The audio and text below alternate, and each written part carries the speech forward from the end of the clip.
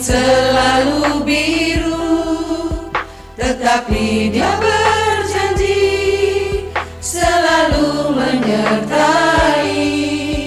Tuhan tak pernah janji jalan selalu rata, tetapi Dia berjanji berikan kekuatan.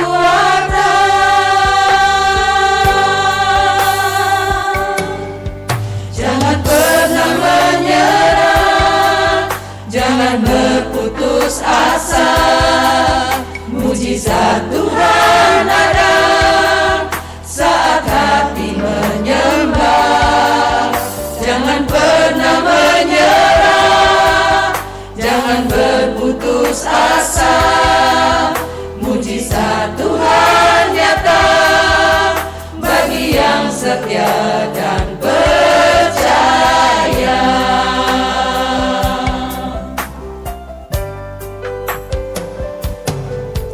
Tuhan tak pernah janji langit selalu biru, tetapi Dia berjanji selalu menyertai. Tuhan tak pernah janji jalan selalu rata, tetapi Dia berjanji berikan kekuatan.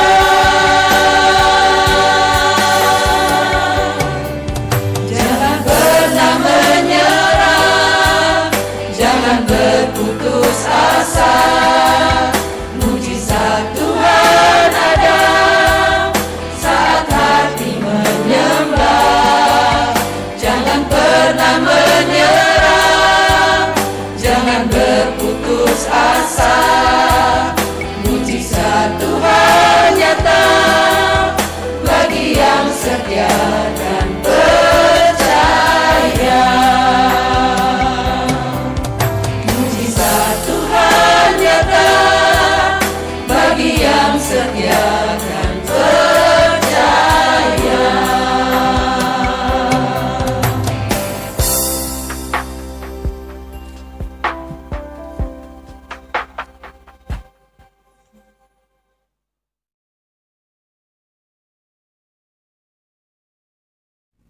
Jemaat yang dikasihi Tuhan, Majelis Jemaat dan Pelayan Firman yang bertugas mengucapkan selamat beribadah.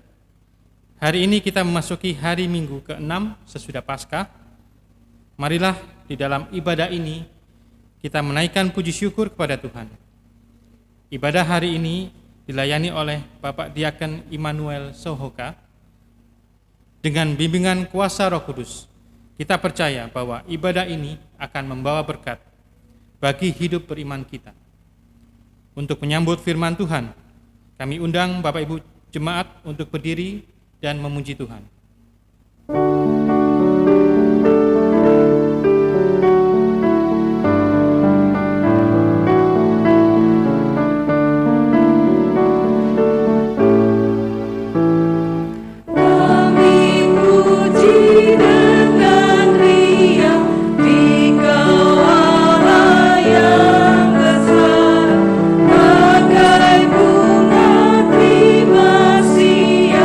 Hati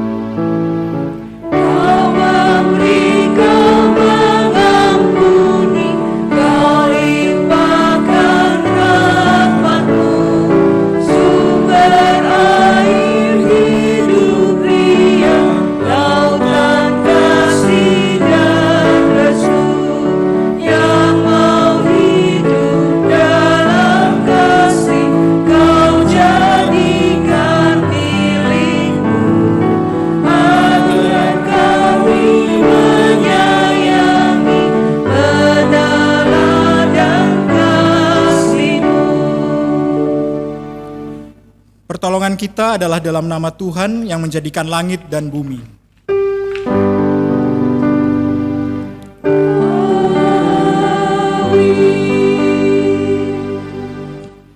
Nats pembimbing dari Mazmur 119 ayat 2.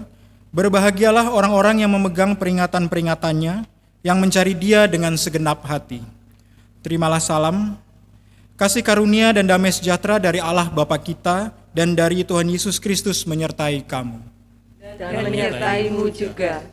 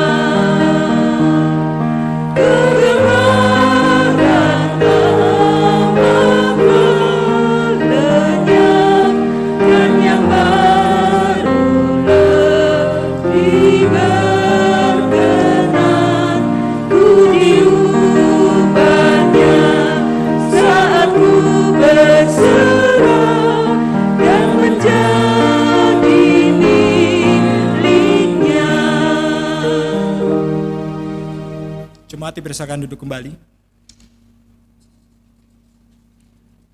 Jemaat Tuhan, dengan rasa sesal dan malu, dan dengan kerendahan hati, marilah kita mengaku akan dosa-dosa kita.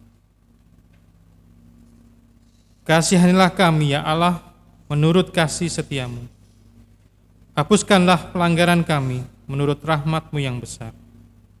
Bersihkanlah kami seluruhnya dari kesalahan kami, dan tahirkanlah kami dari dosa kami, sebab kami sendiri sadar akan pelanggaran kami, dan senantiasa bergumul dengan dosa kami. Jadikanlah hati kami tahir, ya Allah, dan baharulah batin kami dengan roh yang teguh. Janganlah membuang kami dari hadapan-Mu, dan janganlah mengambil roh-Mu yang kudus daripada kami.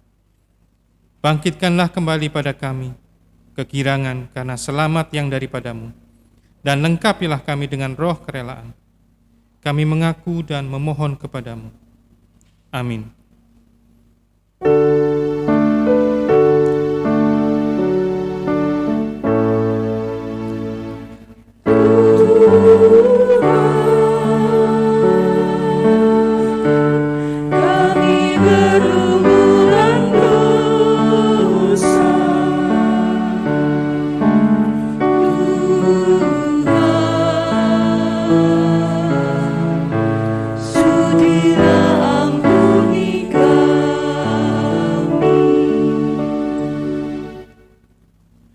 Kepada setiap orang yang telah mengaku dosa dan bertobat, disampaikan berita anugerah pengampunan seperti tertulis dalam Yesaya 44 ayat 22. Aku telah menghapus segala dosa pemberontakanmu seperti kabut diterbangkan angin, dan segala dosamu seperti awan yang tertiup. Kembalilah kepadaku, sebab aku telah menebus engkau. Berdasarkan firman Tuhan ini, maka sebagai pelayan Yesus Kristus, kami memberitakan bahwa pengampunan dosa telah berlaku dalam nama Bapa, Anak, dan Roh Kudus. Syukur kepada Tuhan. Amin.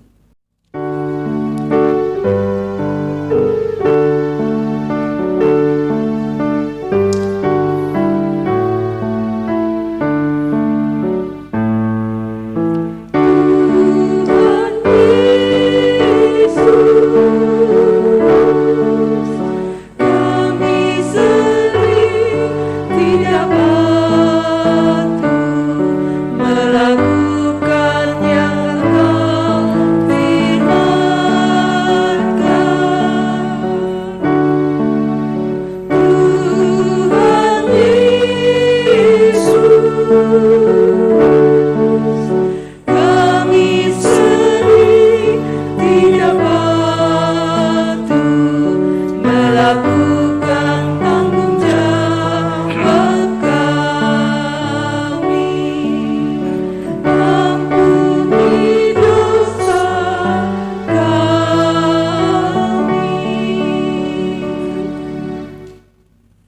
Jemaat Tuhan, marilah kita berdiri untuk mendengar perintah hidup baru seperti tertulis dalam Mazmur 14 ayat 7 yang menyatakan, "Ya, datanglah kiranya dari Sion keselamatan bagi Israel. Apabila Tuhan memulihkan keadaan umatnya, maka Yakub akan bersorak-sorai, Israel akan bersukacita." Roh Kudus menolong kita mewujudkan kemuliaan Allah dalam seluruh hidup dan kesaksian kita di dunia.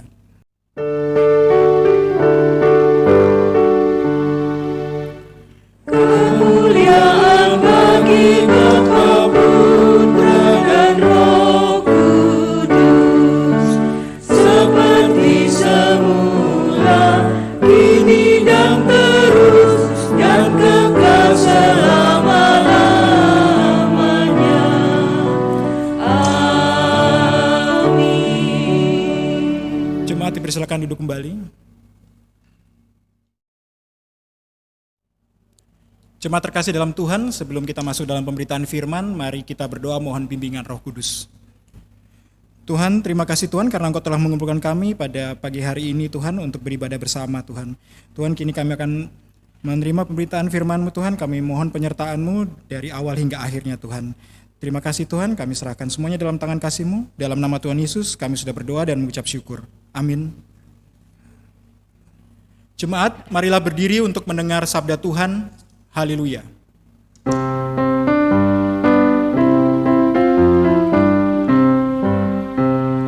Haleluya, haleluya, nama Tuhan terpujilah.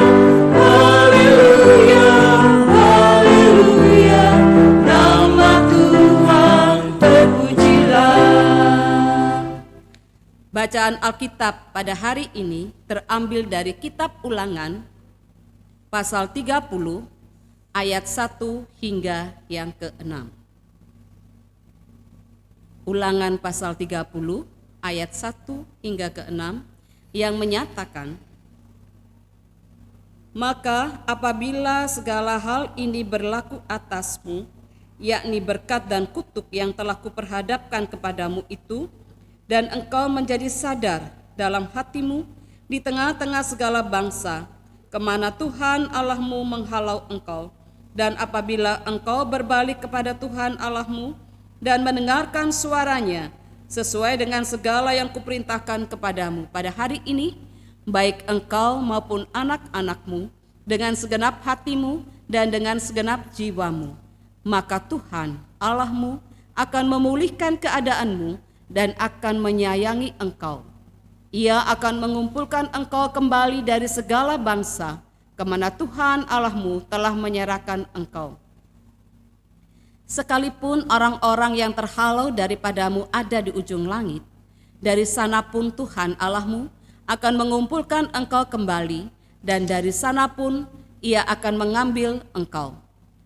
Tuhan Allahmu akan membawa engkau masuk ke negeri yang sudah dimiliki nenek moyangmu, dan engkau pun akan memilikinya pulau. Ia akan berbuat baik kepadamu dan membuat engkau banyak melebihi nenek moyangmu.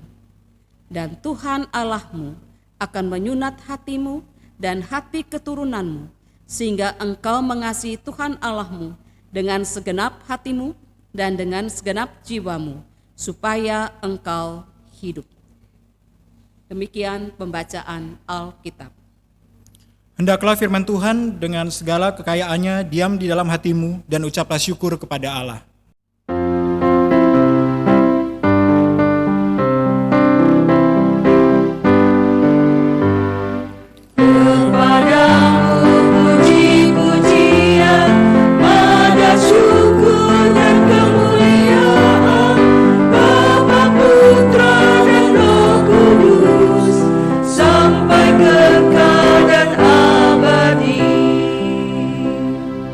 Dipersilakan duduk kembali.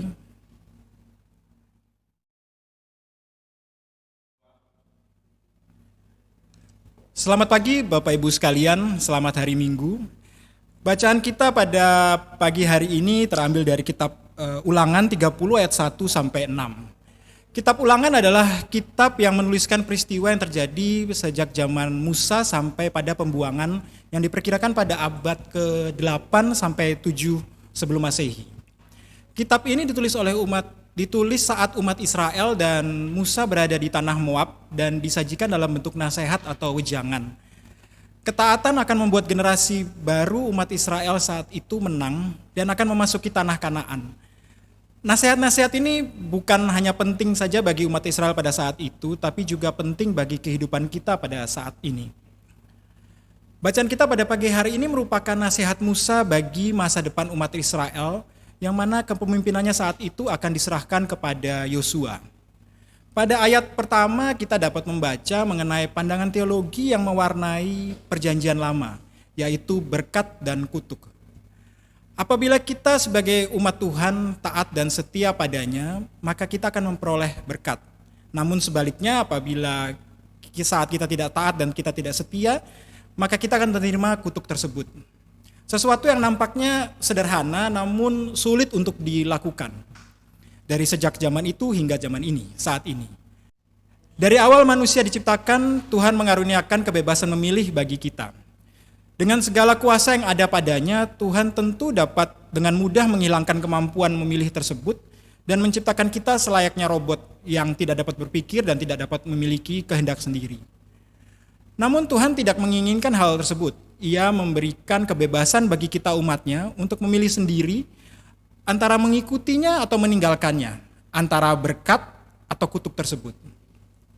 Sejak zaman Adam dan Hawa melanggar perintah Tuhan, manusia sudah hidup dalam dosa. Umat Israel sadar benar akan apa yang Tuhan kehendaki dalam hidup mereka selaku umat Allah. Tetapi tetap saja mereka melanggarnya dan mereka harus menerima hukuman Allah yang mengalami pembuangan. Pada bacaan kita pada pagi hari ini, Musa menasehati dan mengajak kita untuk bertobat, kembali kepada kesetiaan dan ketaatan kita pada Tuhan, dengan mendengar suaranya dan mentaati seluruh hukum yang diperintahkan bagi kita. Walaupun kita hidup dalam dosa, tapi Tuhan tetap memberikan kesempatan bagi kita untuk keluar dari kehidupan berdosa tersebut, yakni dengan jalan pertobatan. Secara umum, orang-orang sering memandang pertobatan sebagai sebuah proses yang harus dilakukan oleh setiap orang dengan hanya mengandalkan diri sendiri dan usahanya sendiri untuk mendekatkan hubungannya dengan Tuhan. Karena merasa pertobatan ini adalah sebuah proses mandiri, seringkali orang-orang merasa dirinya telah berhasil mendapatkan pertobatan tersebut, menganggap dirinya lebih tinggi secara rohani, istilahnya sekarang kesombongan rohani, dan merasa memiliki hak untuk memandang rendah orang lain yang menurut pandangannya belum mencapai pertobatan seperti dirinya ataupun berbeda menurutnya. Hal seperti ini membuat orang tersebut masuk kembali ke dalam dosa yang disangkanya telah ditinggalkannya dengan pertobatannya itu. Dengan bangga ia merasa telah berjalan menjauhi lembah dosa, namun kenyataannya ia hanya berjalan memutar dan ia kembali ke dosa tersebut. Secara jasmani atau penampilan orang melihatnya sebagai orang yang beriman mungkin, namun sejatinya tidak ada perubahan apapun dalam kehidupan rohaninya. Lalu bagaimana bentuk pertobatan yang seharusnya? Satu hal yang perlu disadari adalah pertobatan bukanlah suatu usaha manusia sendiri untuk datang kepada Tuhan. Tetapi Tuhanlah yang datang kepada kita dan mengubah hati kita agar kita mendengar suaranya dan mematuhi perintah-perintahnya. Pada ayat ke-6 dari bacaan kita dapat baca, "Dan Tuhan Allahmu akan menyunat hatimu dan hati keturunanmu, sehingga engkau mengasihi Tuhan Allahmu dengan segenap hatimu dan dengan segenap jiwamu, supaya engkau hidup." Menyunat hatimu dan hati keturunanmu yang tertulis pada ayat ini tentu saja tidak diartikan secara harafiah, melainkan sebuah metafora yang menggambarkan perubahan hati tersebut, pada perubahan hati kita. Namun sebelum hal itu terjadi, sebelum pertobatan itu bisa kita lakukan, sebenarnya kita harus terlebih dahulu mengakui bahwa kita berdosa. Dalam zaman modern seperti ini seringkali terjadi normalisasi dosa. Normalisasi dosa adalah apa yang dulunya mutlak dipandang sebagai sebuah dosa berubah menjadi sebuah kenormalan. Hal-hal ini yang kita lakukan seperti penindasan antara yang kuat kepada yang lemah, perselingkuhan, korupsi, semuanya dilakukan dengan latar belakang pemikiran itu biasa, itu manusiawi, kita hanya manusia biasa, dan pembenaran-pembenaran lainnya. Dengan latar belakang pemikiran tersebut, tanpa sadar kita sebenarnya menutup hati kita dari Tuhan, sehingga pertobatan yang sesungguhnya tidak akan pernah kita dapatkan. Kita sering lebih cepat melihat dan mengatakan orang lain berdosa, namun tidak mengakui bahwa kita sendiri juga berdosa. Dalam kitab Yohanes 8 ayat 1 hingga 11 diceritakan bagaimana pada saat ahli-ahli Taurat dan orang-orang Farisi datang kepada Yesus dengan membawa wanita yang berzina dan hendak menghukumnya dengan melempari batu. Yesus berkata pada saat itu, "Barang siapa di antara kamu yang tidak berdosa, hendaklah ia yang pertama melemparkan batu kepada perempuan itu." Tak ada satupun dari mereka yang akhirnya melemparkan batu, karena pada saat itu mereka menyadari bahwa diri mereka sendiri juga berdosa. Tidak jauh berbeda dengan wanita yang mereka tuduh berzinah itu dan akan mereka lempari dengan batu. Dengan menyadari dan mengakui bahwa kita berdosa, kita membuka hati kita bagi Tuhan untuk masuk dan masuk dan merubah hati kita.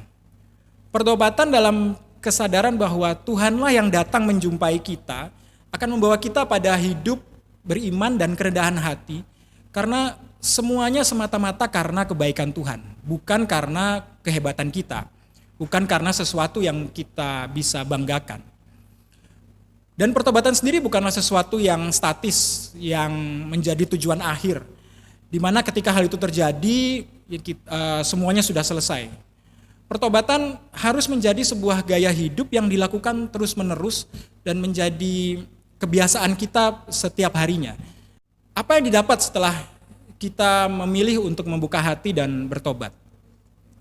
Dalam bacaan kita pada pagi hari ini di ayat 2 hingga ayat 5, di sana Musa menegaskan bahwa dengan pertobatan berarti kita telah memilih berkat dan kehidupan kita akan berlimpah berkat dan sukacita dari Tuhan. Pada pembacaan kita di pagi hari ini, berkat yang diberikan Tuhan kepada umat Israel saat itu adalah berkumpulnya mereka dengan sanak keluarga mereka yang telah tercerai-berai. Pada kondisi umat Israel pada saat itu, berkumpulnya dengan saudara-saudara itu adalah sebuah berkat anugerah yang mereka rasakan luar biasa. Apakah semua itu sesuatu yang mudah? Tentu tidak. Jalan hidup pertobatan bukanlah sesuatu yang mudah. Tuhan tidak menjanjikan bagi kita umatnya sebuah kemudahan dalam hidup, tapi Tuhan menjanjikan bahwa Ia akan tetap berada dengan kita. Terlebih pada masa pandemi seperti ini, kesulitan hidup membuat kita sering mencari jalan pintas dalam mendapatkan berkat-berkat yang semu, yang sifatnya hanya sementara dan membawa kita ke dalam dosa. Dalam Alkitab dikisahkan saat Yesus bangkit, ia menampakkan dirinya kepada 2 orang murid yang sedang berjalan ke Emmaus. Kedua murid tersebut tidak menyadari bahwa orang yang berjalan dengan mereka adalah Yesus. Mereka terlalu sibuk dengan masalah hidup mereka sendiri, sehingga Yesus yang berjalan bersama mereka pun tidak mereka kenali. Saat ini semua manusia di muka bumi menghadapi permasalahan yang sama. Selama bertahun-tahun sebelum ini, kita seringkali melihat ada perbedaan di antara kita. Ada yang kaya, ada yang miskin, ada yang merasa kuat, ada yang merasa lebih lemah, ada yang merasa ditindas, ada yang merasa sebagai lebih berkuasa untuk menindas, perbedaan kulit, semuanya perbedaan-perbedaan itu membuat kita merasa masalah kita berbeda dengan masalah orang lain. Namun pada saat kita memasuki pandemi ini selama 1 tahun ini, kita semua secara global mengalami masalah yang sama, masalah kehidupan yang sama. Baik di dalam negeri, baik di luar negeri, baik yang berkecukupan maupun yang berkekurangan, yang punya strata sosial tinggi, strata sosial yang dianggap rendah, semuanya punya masalah yang sama. Virus ini tidak melihat atau tidak mentarget pada strata sosial tertentu, strata ekonomi tertentu, warna kulit yang tertentu. Itu virus ini tidak mengenal itu semua. Virus ini hanya mengenal bagaimana dia bisa bertahan hidup dengan menjangkiti manusia-manusia. Virus ini hanya tahu itu. Dia tidak peduli pada latar belakang kita, agama kita, background sosial, background pendidikan, background politik. Virus ini tidak ada pedulinya. Dia akan menyerang ke semua orang sama dengan tingkat keganasan yang sama. Semua orang yang memiliki masalah hidupnya, namun apabila kita hanya berkutat pada masalah kita, terlebih pada saat ini kita berkutat pada masalah kita hanya memikirkan masalah hidup kita, bagaimana kita berkesusahan mungkin dalam menghadapi ini semua, baik secara ekonomi, secara kesehatan mungkin, maupun secara sosial. Kita karena terlalu fokus pada masalah kita, sama seperti kedua murid yang berjalan ke Emmaus ini, sering kita tidak menyadari bahwa Yesus berjalan bersama kita dalam kehidupan kita. Yesus berada di samping kita, berada di dekat kita untuk setiap waktu bisa membantu kita. Asal kita meminta pertolongan darinya. Kita tidak menyadari Yesus yang berjalan itu sampai saat kita bisa membuka hati kita bisa melihat bahwa ini semua adalah bukan sebuah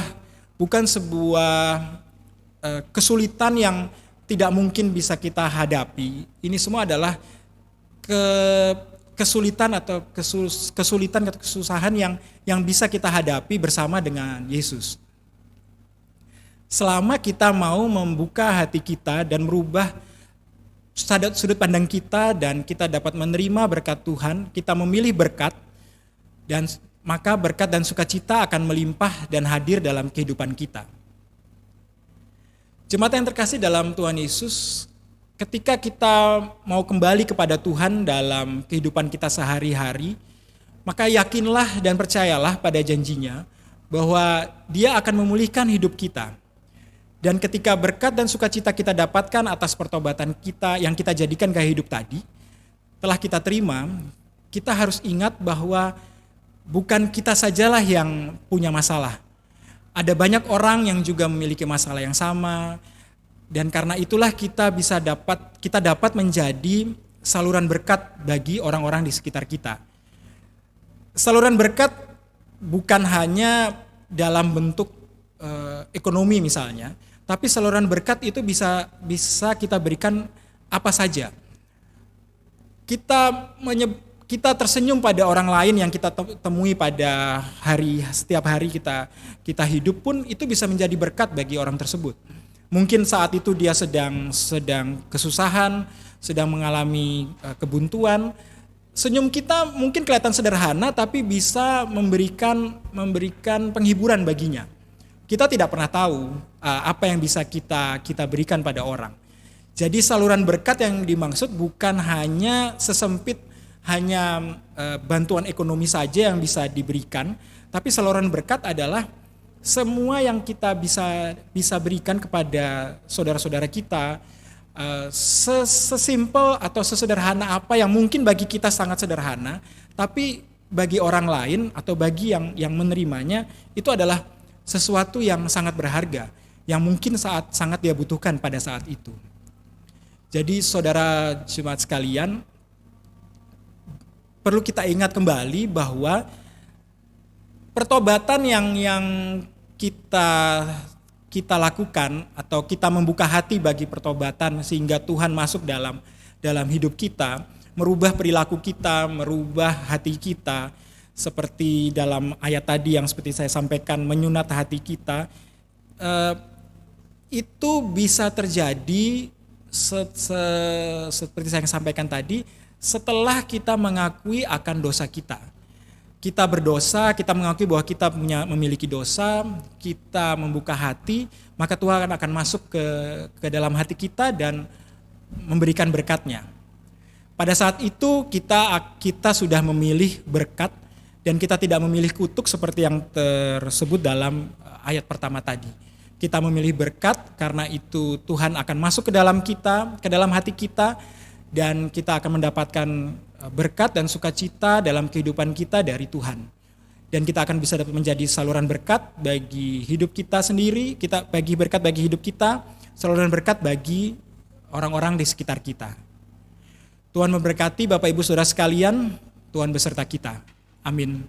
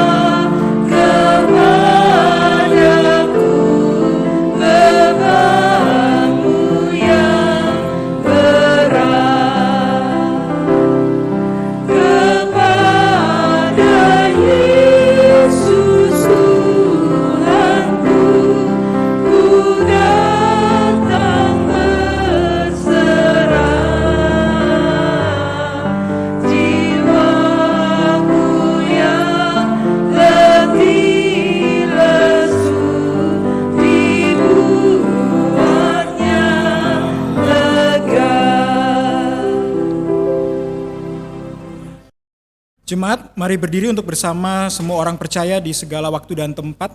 Kita mengaku iman menurut pengakuan iman rasuli.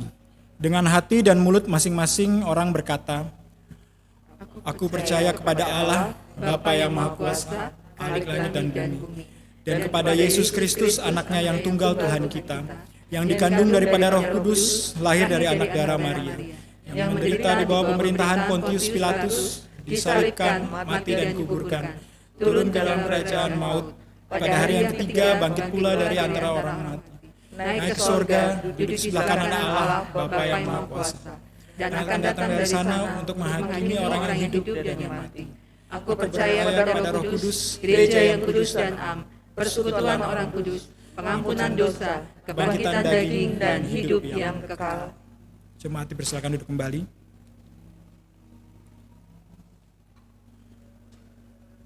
Mari jemaat, kita akan bersama-sama berdoa. Mari kita berdoa. Bapa di sorga, kami mengucap syukur atas kesempatan bagi kami untuk beribadah pada hari ini. Kami bersyukur melalui firman-Mu, kami diingatkan bahwasanya pertobatan ini ada bukan karena usaha dan kuat kami, melainkan anugerah dari kasih Allah yang begitu besar atas kami. Kami bersyukur kebenaran firman Tuhan ini menggerakkan hati kami untuk datang kepada Tuhan dalam pertobatan kami. Kami berdoa bagi gereja-gereja-Mu yang tersebar di seluruh dunia dalam persekutuan pelayanan dan kesaksian, fungsionaris majelis sinode bersama keluarga, kami percayakan dalam pimpinan Tuhan. Tuhan juga berkati mupel-mupel yang ada, regio, dan secara khusus adalah gereja-Mu GPIB Jebat Bukit Saitun, Surabaya. Tuhan yang adalah kepala gereja, Tuhan yang memungkinkan persekutuan ini boleh berlangsung, berkati Ketua Majelis Jemaat kami, Pendeta Ibu Dina Haba Akihari, berkati rekan-rekan presbiter, majelis, diaken, dan berkati juga rekan-rekan pelayan yang bertugas pada hari ini, organis, prokantor, inforkom, yang bersama-sama mengambil bagian sehingga pelayanan ini dapat terjangkau hingga ke rumah-rumah. Kami mohon Tuhan menjaga, melindungi bersama keluarga. Kami berdoa bagi pelayanan kami ke depan, kami mohon campur tangan Tuhan bagi kami dalam pelayanan kesaksian jemaat-Mu, dari sektor pelayanan 1 hingga 3, unit misioner, pelayanan anak, persekutuan teruna, gerakan pemuda, berkati anak-anak kami dalam masa pendidikan mereka, dalam pekerjaan, dalam mencari pekerjaan, teman hidup. Kami mohon Tuhan arahkan agar generasi muda dapat terus mengandalkan kuasa-Mu. Kami mohon berkat Tuhan bagi bapak-bapak sebagai kepala keluarga dalam pekerjaan, mencari nafkah dalam usaha-usaha yang dijalani, ibu-ibu dalam rumah tangga, Tuhan jaga dalam usaha dan pekerjaan. Tuhan berkati suami istri dalam membangun keluarga dengan roh takut akan Tuhan yang menjadi hal utama dalam hidup berkeluarga. Berkati orang tua lanjut usia dalam jemaat Tuhan. Tuhan menjaga sampai masa tua, masa putih rambut. Tuhan menggendong kehidupan ini.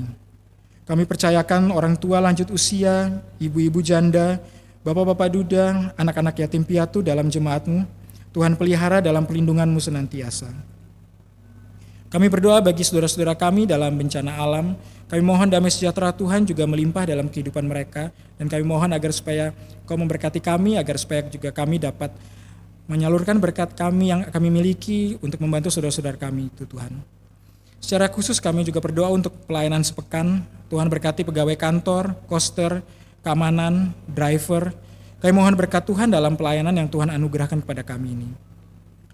Kami berdoa bagi saudara-saudara kami dalam sukacita ulang tahun kelahiran, perkawinan, kesembuhan dari sakit. Kami mohon Tuhan sempurnakan pengucapan syukur jemaat-Mu.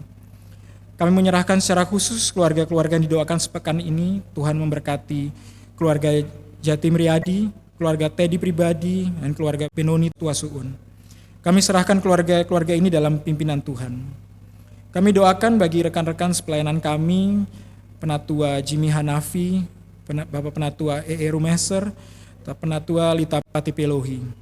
Mereka adalah milik-Mu, Tuhan berkati dan Tuhan jaga dalam kehidupan rekan-rekan sepelayanan kami ini. Kami berdoa bagi jemaat-Mu yang sakit, baik di rumah sakit maupun di rumah. Nyonya Sunjaswati Malole, Nyonya Lita Mira, Nyonya M. Tomasoa, Nyonya Mami Purwoto, Nyonya Dorce Reawaru, Nyonya Eskawi, Bapak Heli Palenteng, Bapak B.E. Poyo, Bapak Lexi Lapian, Bapak L.S. Bismoko, Bapak Arjunan Walan, dan Bapak Christian Gultom.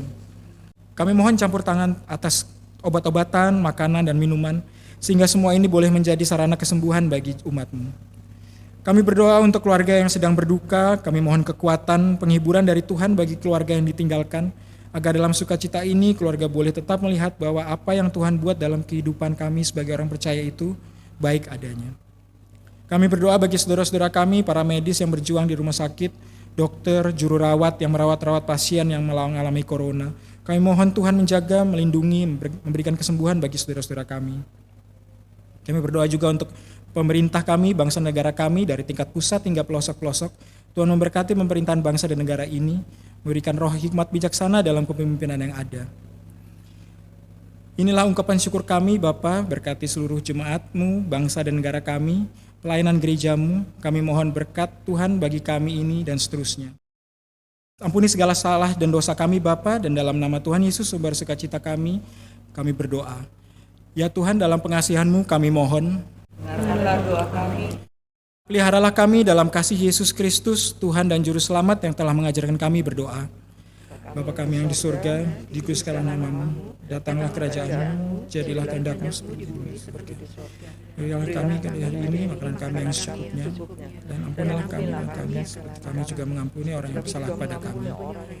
Dan janganlah membawa kami ke dalam pencobaan, tapi lepaskanlah kami daripada yang jahat.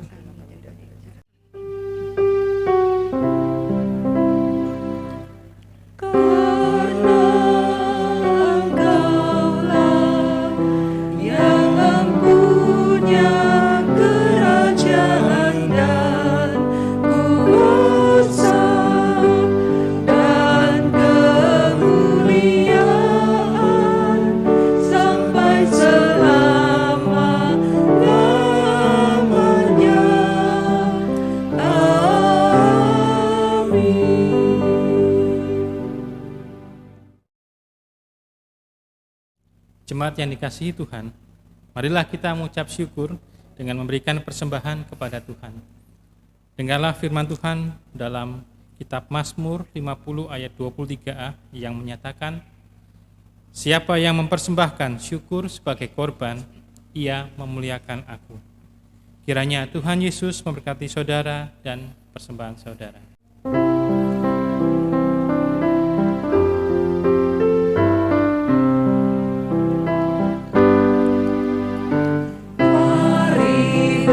Bersyukur semua atas kebajikan Tuhan, kasih berjanji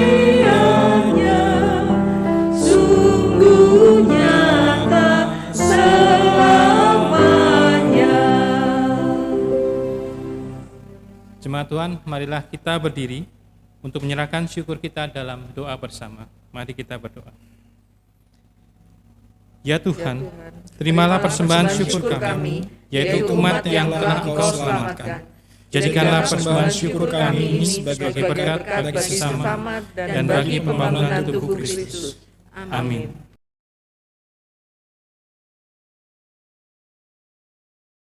Jemaat Tuhan, pergilah dengan damai sejahtera Tuhan ke dalam kehidupanmu sehari-hari dan lakukanlah firman Tuhan yang telah saudara-saudara dengar.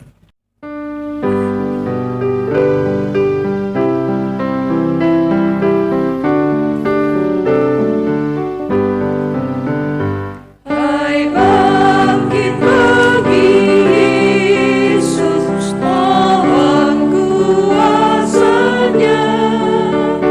Tenagamu sendiri tentu tak cukuplah. Gerakan melangkahkan senjata Roh Kudus, berjaga dan berdoa, bersiaplah terus. Arahkanlah hati dan pikiranmu kepada Tuhan serta terimalah berkat-Nya.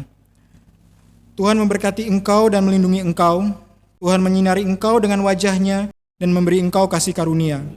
Tuhan menghadapkan wajah-Nya kepadamu dan memberi engkau damai sejahtera.